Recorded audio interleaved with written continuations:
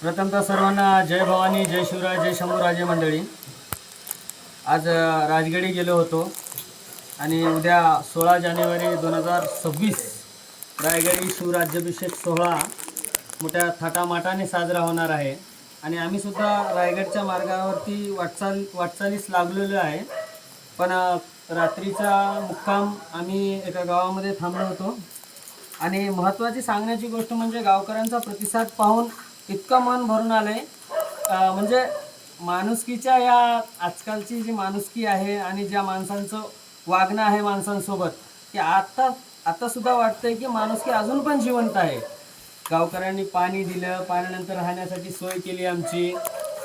म्हणजे एक मी शब्दातच सांगू शकत नाही की तुम्हाला की किती आनंद होतोय.